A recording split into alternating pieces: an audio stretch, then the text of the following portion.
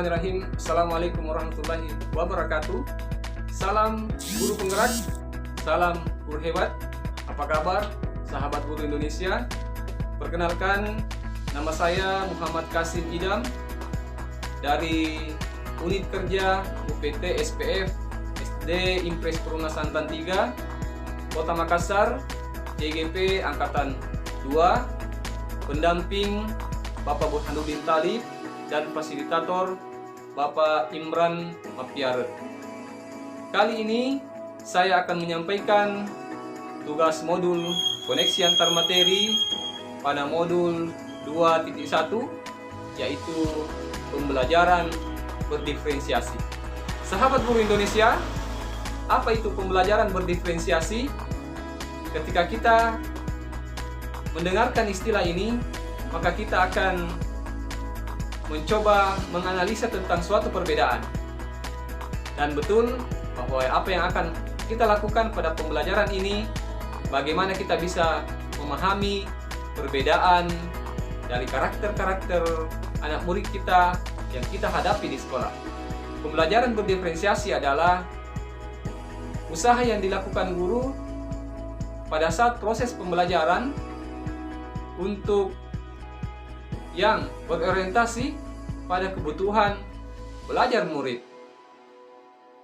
Atau pembelajaran berdiferensiasi ini bisa juga dikatakan sebagai sekumpulan keputusan-keputusan yang diambil oleh guru dalam proses pembelajaran yang berorientasi pada kebutuhan belajar murid.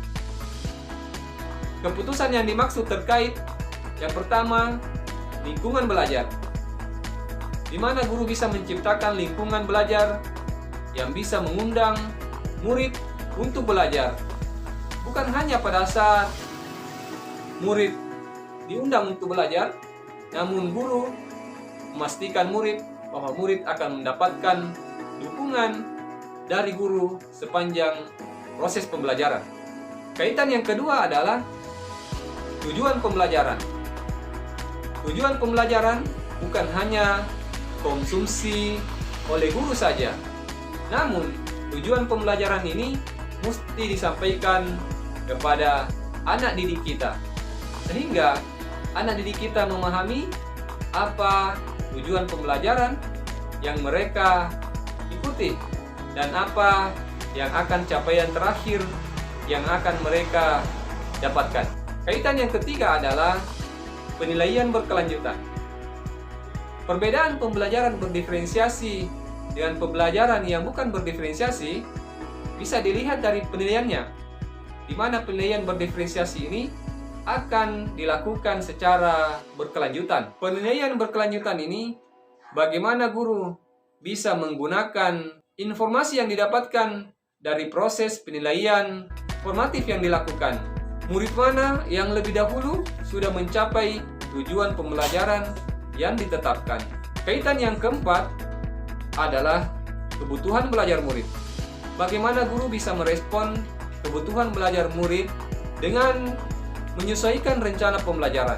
Misalnya, apakah ia perlu menggunakan sumber belajar yang berbeda, cara yang berbeda, ataupun pemberian penugasan dan penilaian yang berbeda.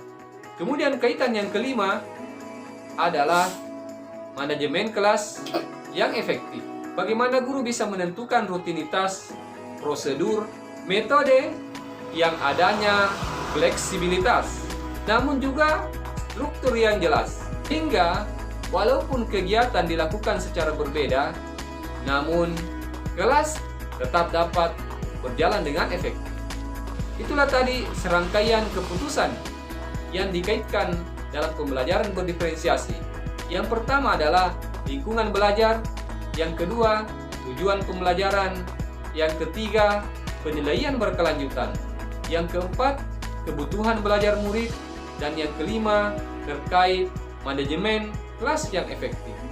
Menurut Tomlinson 2001, pembelajaran berdiferensiasi ini setidaknya dapat dilakukan dengan melakukan pemetaan dengan 3 aspek. Yang pertama adalah kesiapan belajar murid. Yang kedua adalah minat belajar murid.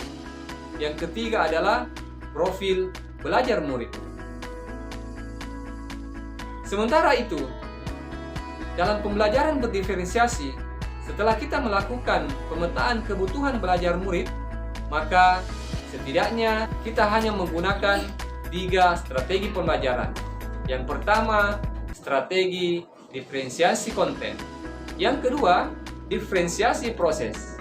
Dan yang ketiga, diferensiasi produk. Diferensiasi konten adalah apa yang disajikan atau materi apa yang diberikan kepada murid-murid kita.